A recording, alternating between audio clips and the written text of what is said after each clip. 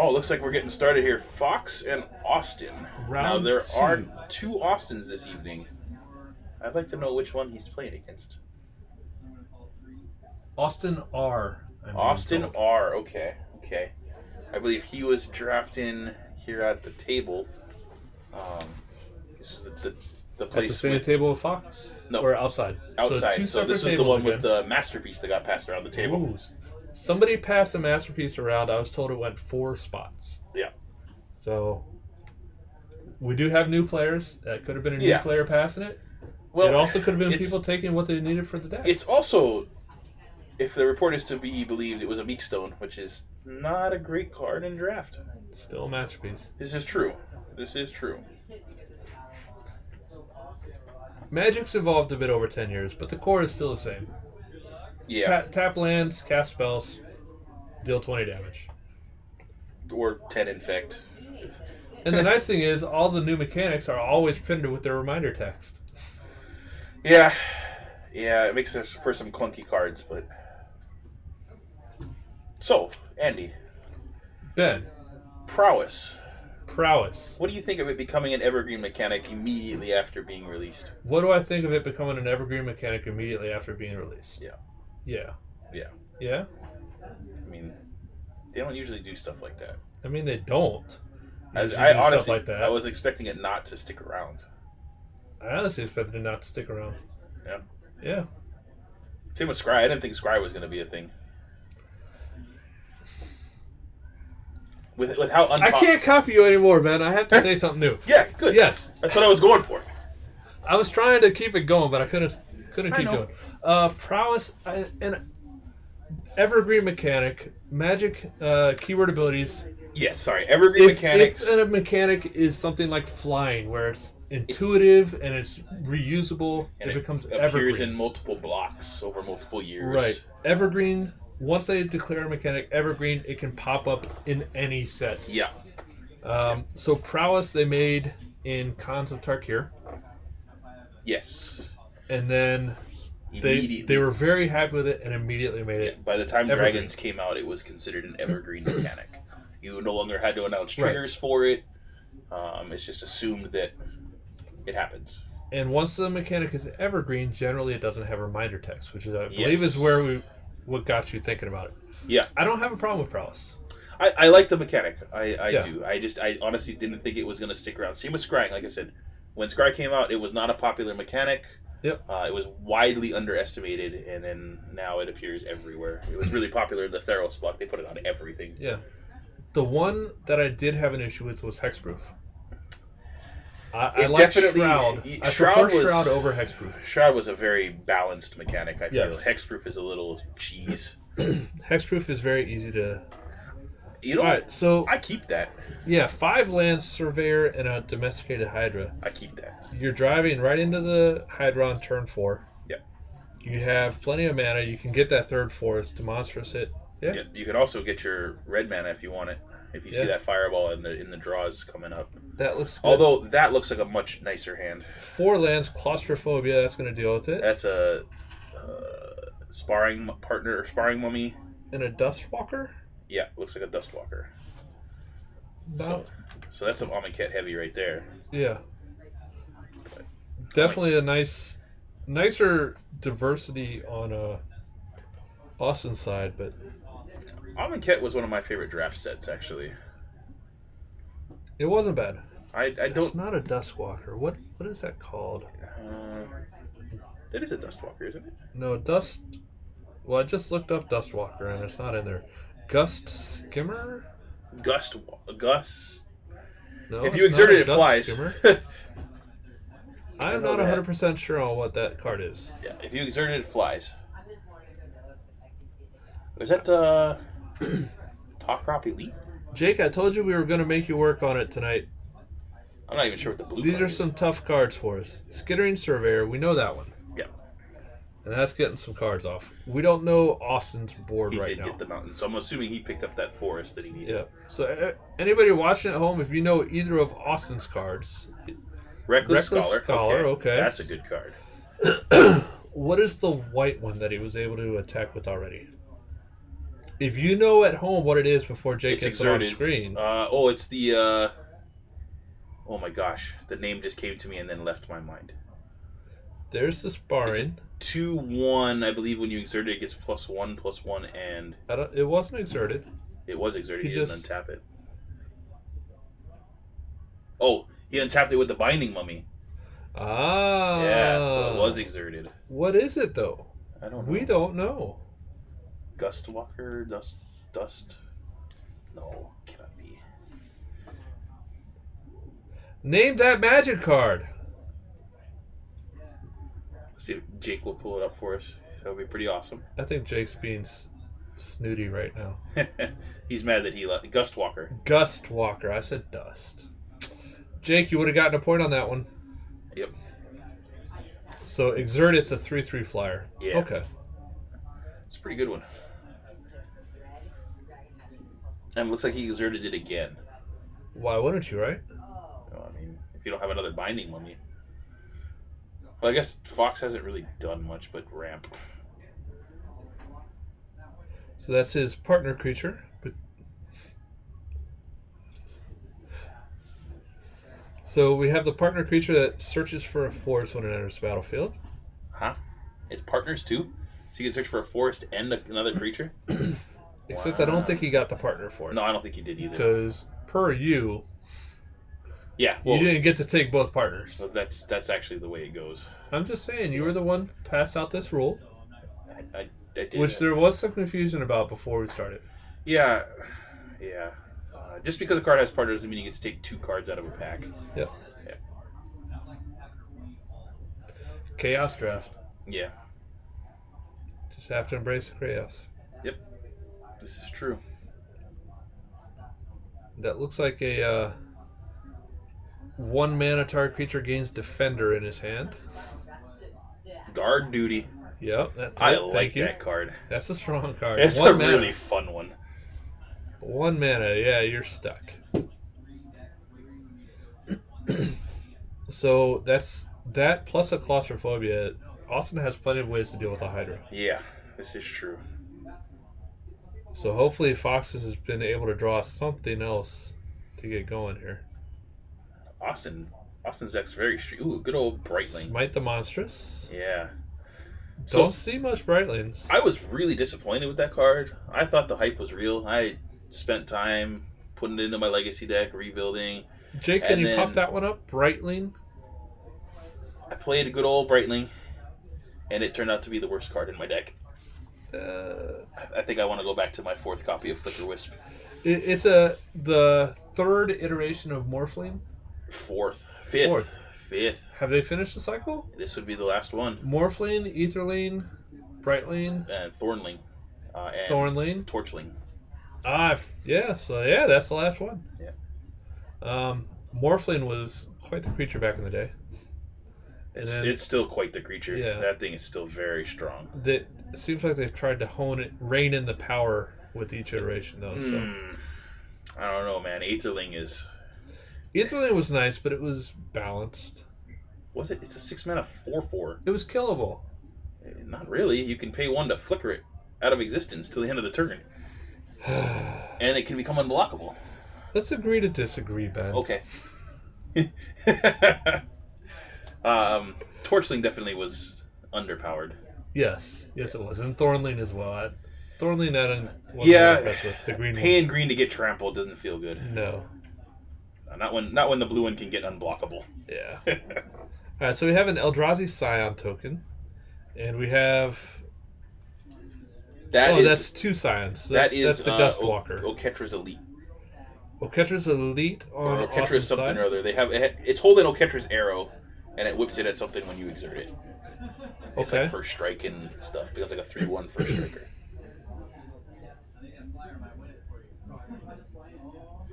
Yeah, I really enjoyed Amonkhet Limited. Oketra's Avenger. Yeah, she's holding Oketra's arrow. Looks like we have a block here with the 1/1. Makes sense because the Brightling could have gotten pretty big. And that creature's already made the Eldrazi Scion tokens, which was the main reason for playing them, I think. It looks like he activated the lifelink. Okay, so Yeah. Austin goes up. Yeah.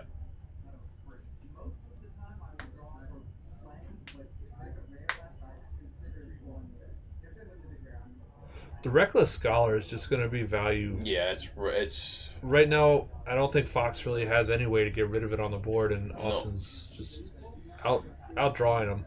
Yeah, definitely. He had to discard the Claustrophobia because Fox hasn't presented enough threats. Nope. Not at all. I see a Sphinx in Austin's hand. So a Wind Reader Sphinx, Scry 2, I believe. Yeah.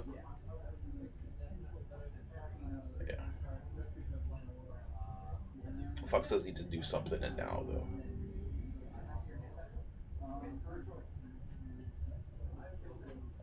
Attack for 3. 2-1 Scholar, 3-1 Avenger, so probably not getting blocked.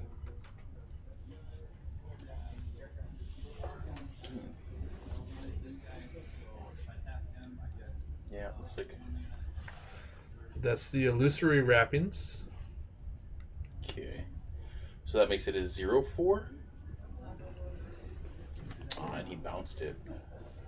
Makes it bounce, is what it does. Yeah.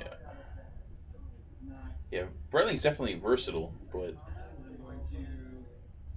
I think Flicker Wisp is better in Legacy. Flicker Wisp is just a strong card, Yes. especially when you can run it in the vial where you can play it as instant speed. Yeah. Illusory Wrappings would have made it a 0-2. 0-2, and then I believe when it gets targeted, it dies. No, it just changes base power and toughness. Okay.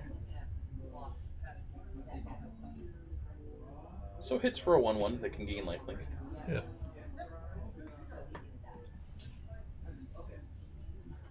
So we do have the Hydra out. It's going to go on guard duty, I think. I would assume so. There's a Brightling. Here comes a Falcon. No, it comes to guard Guard duty. duty. He can still do the Rustring Falcon also, I believe. I think I would not. I would leave up. No, I would have left up the mana for. For Brightling? Yeah.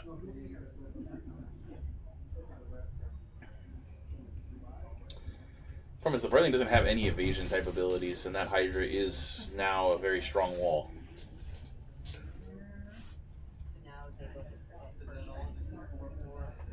That can get stronger at any time because of Monstrous. I was gonna say, what happens when you monstrous the domesticated Hydra? It gets plus. It's triple green X, and it gets Plus X counters, Okay. and then it gains trample. Ah. Okay. So So it gets really big. it can, but it's on guard duty. This is true. So it's a base 3/3, and so I think at the end of a turn, if Fox has extra mana, it might be worth doing it. But again, it's sitting on guard duty.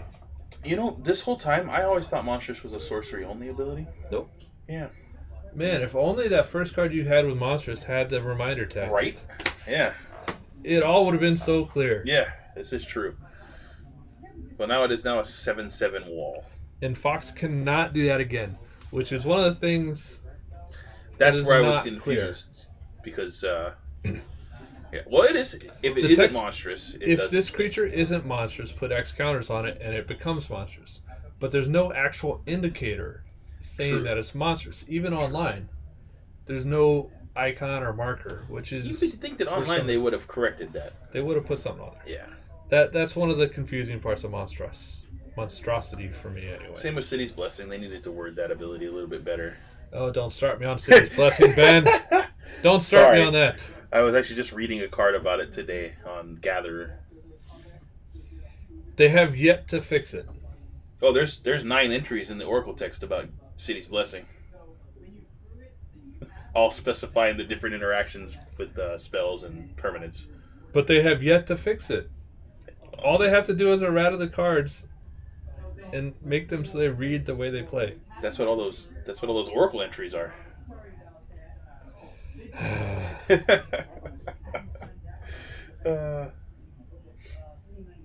Llanowar Envoy.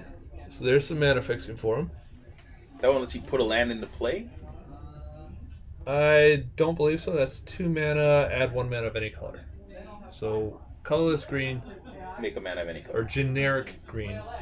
It's colorless. Make 1 mana of any color. It's colorless. It's generic. You- I'm trying to do this correctly. You and me have been playing long enough. That's colorless, man. is that? Ooh, It got bounced. that's a bounce spell. Interesting. I thought he would have been okay with it under the. Well, that opens it up to get the Brightling into combat, which is gonna. But now it's going to be able to come back down. True. Looks like Jake's pulling it up for us. Crashing Tide. Interesting. And he drew a card off it, so. It's a pretty solid card. So Fox asking if he's exerting the Avenger.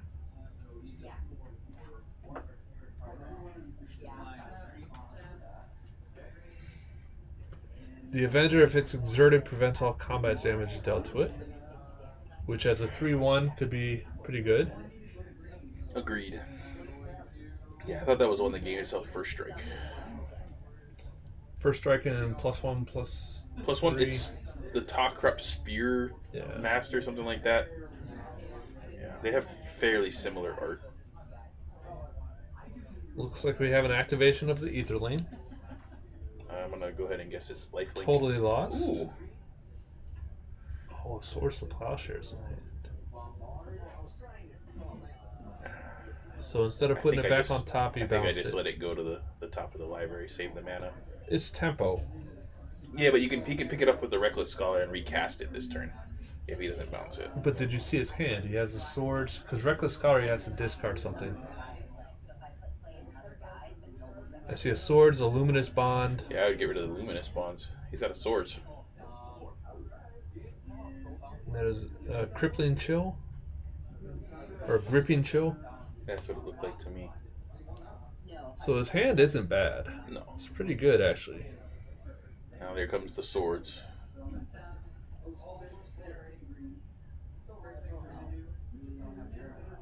Yeah, crippling chill. I think Tap I target creature think that I stays respond by tapped. monstrosing to pick up more life there.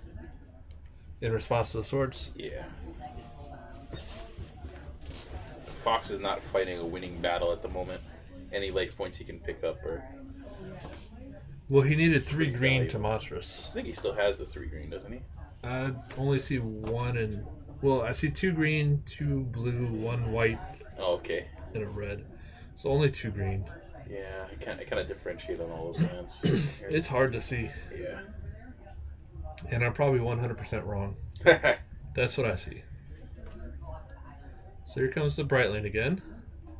Like you were saying, they're tough to get rid of. Yeah. Numbers by their name, their health points, that's their life totals, yes. So Fox down to 11, and Austin at 17 right now. Austin able to gain life multiple times off the Brightling. Has definitely put him in a good spot in this game. No problem at all. If any questions, just let us know, and I'll try to answer them for you. That's why we're here, right? Yes, sir. Yeah, Brightling doing some work. Yeah, it's a strong card.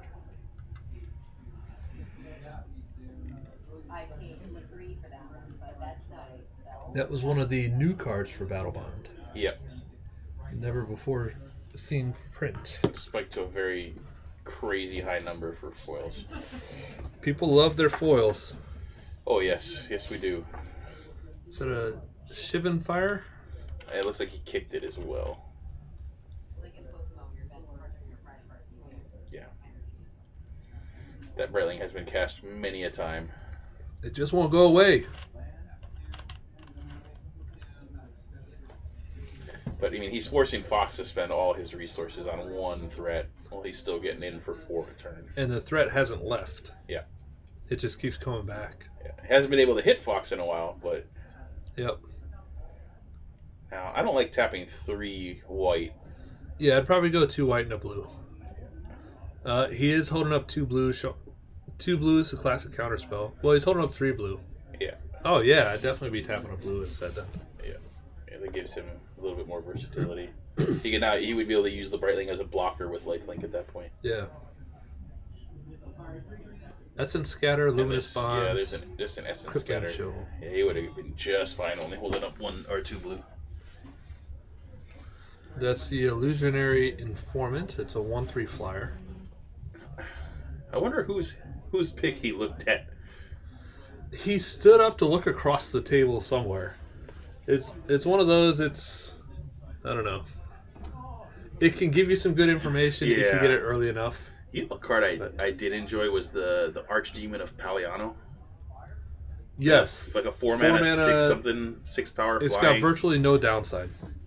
Your next 3 draft picks are random, or something along those lines. I got my bomb. I don't mind.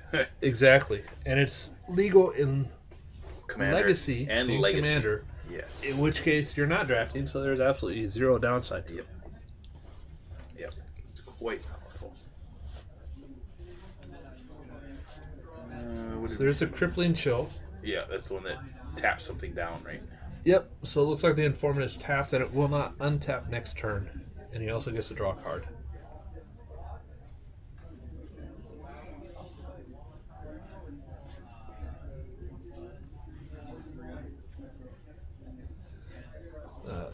Skittering Surveyor going in for the block, and the Brightling gaining lifelink.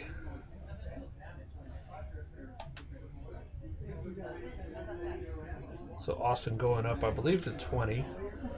Yeah, I think so.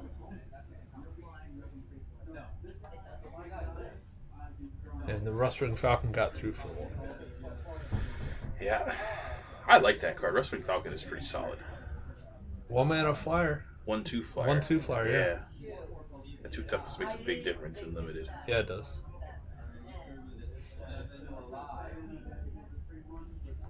Yeah, Fox looks like he's just had the damage control. And Or he's trying to get to 21 mana so he can fire. with Austin still holding that Essence Scatter too, it's Yeah, Fox is in a little trouble. That Reckless Scholar did a lot of work early on. yeah, it did. I would have held that Plains and Yeah, scholared it I would away. have scholared that away too. But right now the board's very much in Austin's favor here. Mm-hmm. Well, he still has that Luminous Bonds too. Yep. I think I hold the Luminous Bonds until Fox presents something that he needs to do it too. Yeah, right now Fox's board is very empty, and Yeah. Austin has all the threats. So just keep the pressure on. That's a Hope of Gear report getting in there. Yeah, any vigilance to the Brightling. I kind of like that. I don't know if I would spend the mana to give it vigilance.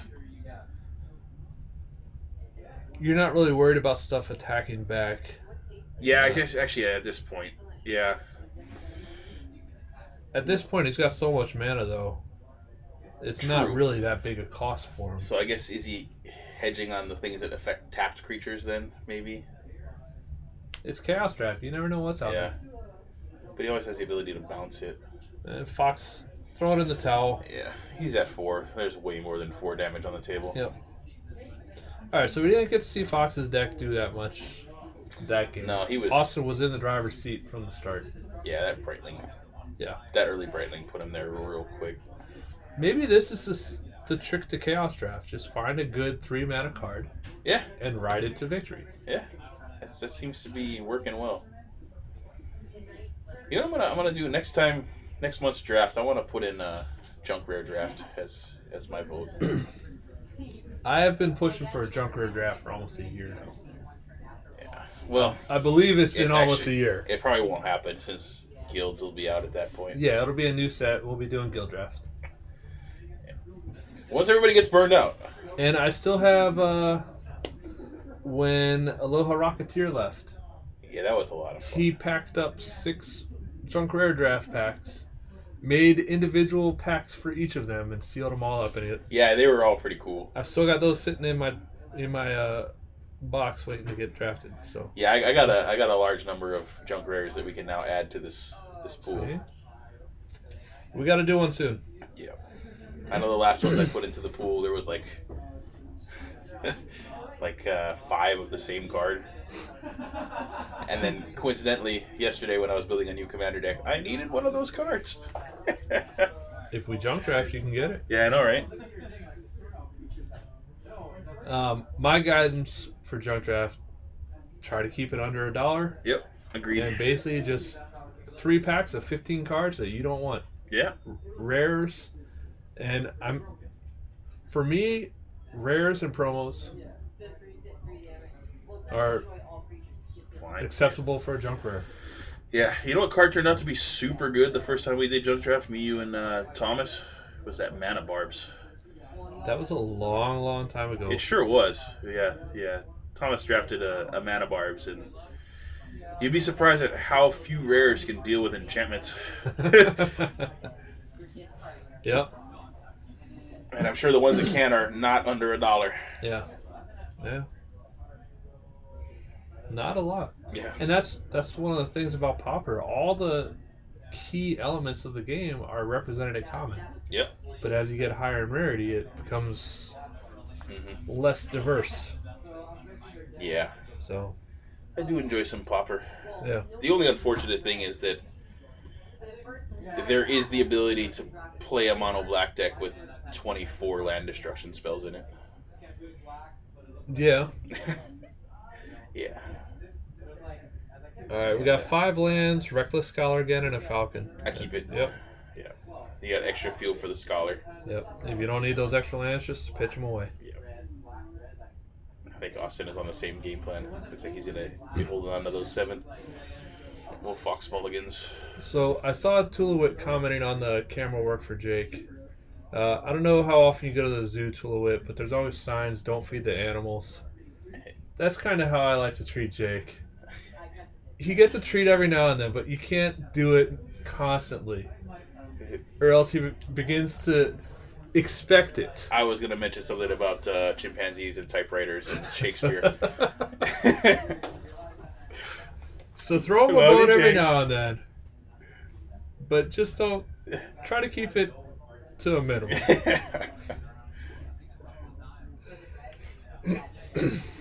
Ooh! Done.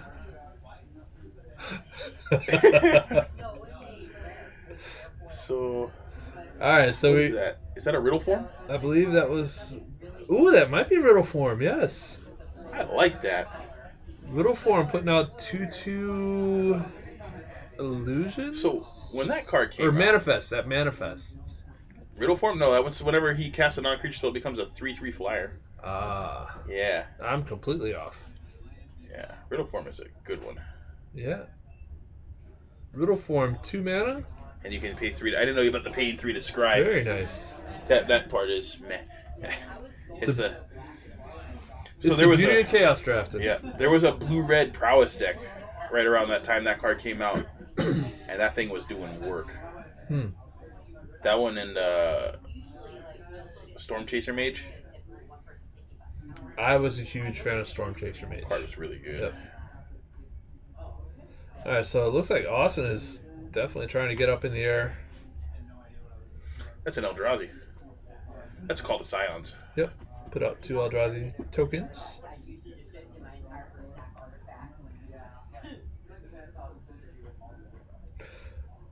You know what my issue with Eldrazi Scions are?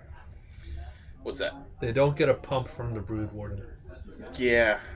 Brood Warden gives +2/+1 to all Eldrazi spawn.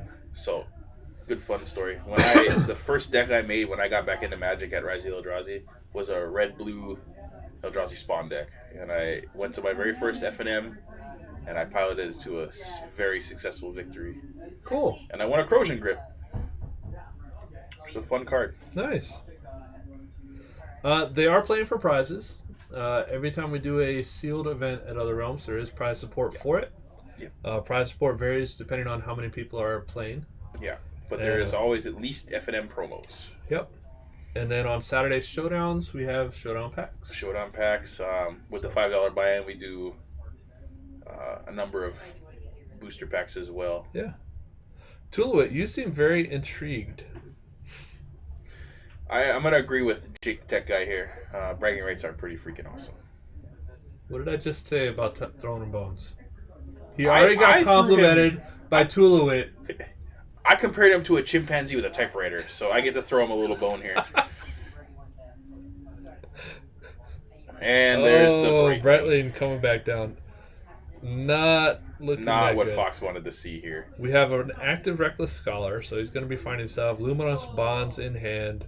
2 lands to throw out to the Scholar. Yeah, the Luminous Bonds being in hand gives him the ability to get rid of a blocker and crash in for an extra 3 with that riddle form. Yep. Yeah, Austin looks like he's in a real good spot here. So on the board, we have Hour of Devastation, we have Battle Bond, we have Core 19, and we have...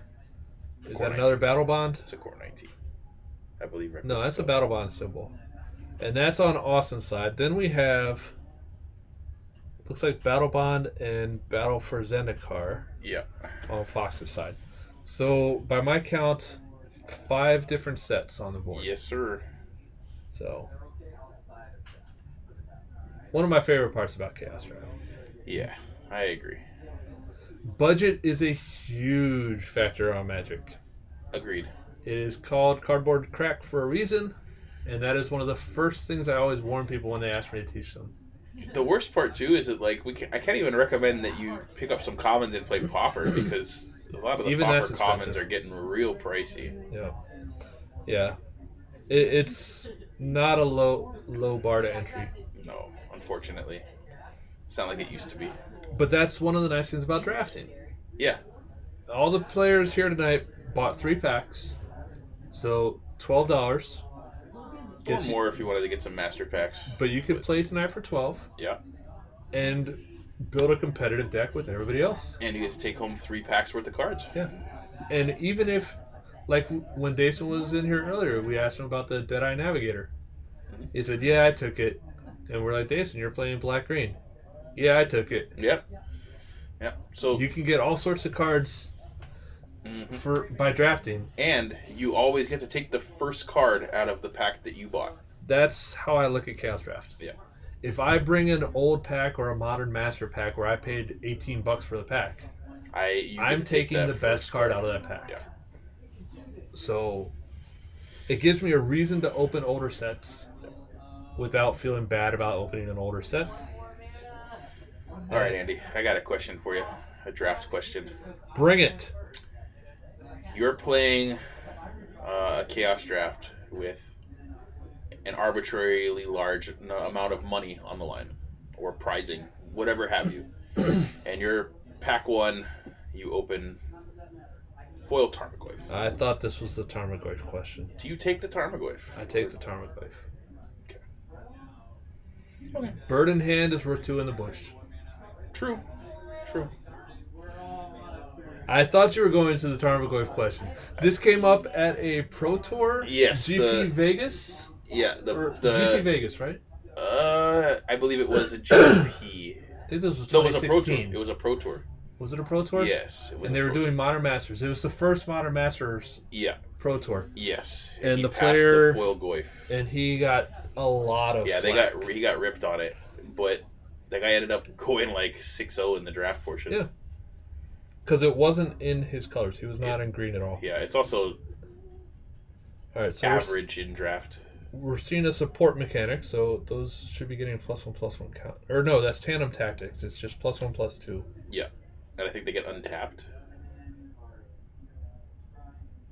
I don't know about the untapping. I don't. Well, I'm it's assuming +1/+2. I'm assuming he did it prior. So Tandem tactics. Trigger the riddle card. form.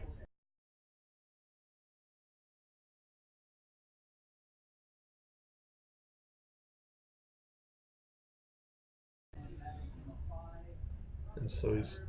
Let's see. Yeah, They do. up to. He gains 2 life. Okay. That's the other part. Yeah. And Aetherlane or Brightlane is getting What happened to the? Oh, he destroyed the riddle form. the riddle form. Still an enchantment.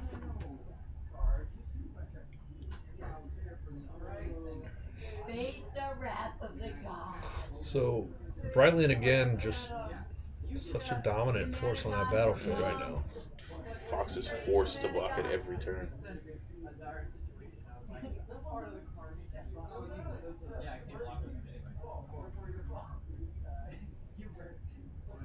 This has not been a good night for the player on the left-hand side of the screen. No, it hasn't.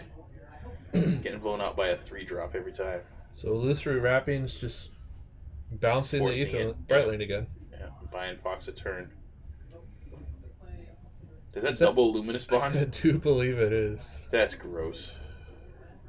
Brightling back down. So this is exactly where we were game 1. Even if Fox does get a threat. He has to get 3 instant speed answers at this point. Yeah.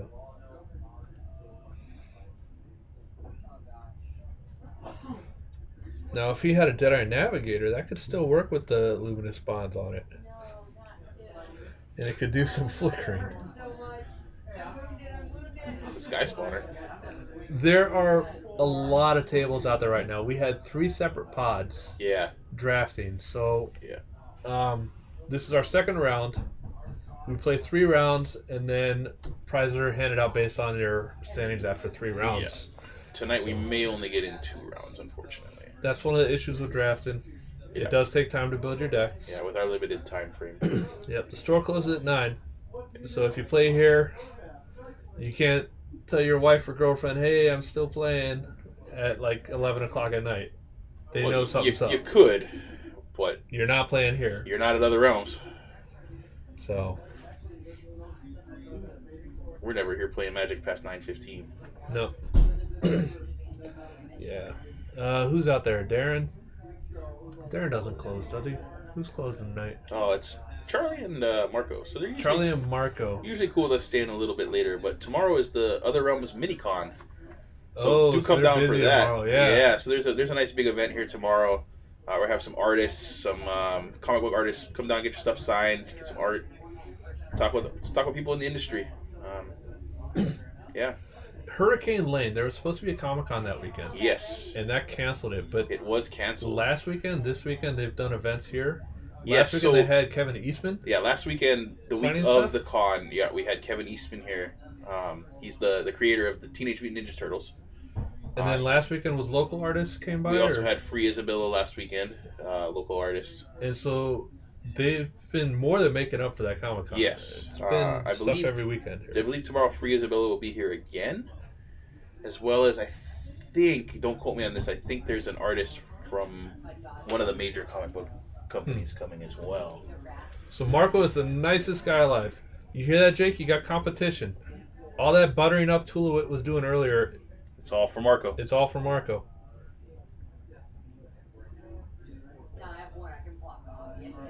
All right, we got an Eldrazi Sky Spotter. Yeah. That Brightling is just... Yeah, that Brightling is going to cause some serious trouble. Oh. Fox, I feel for you. Yeah.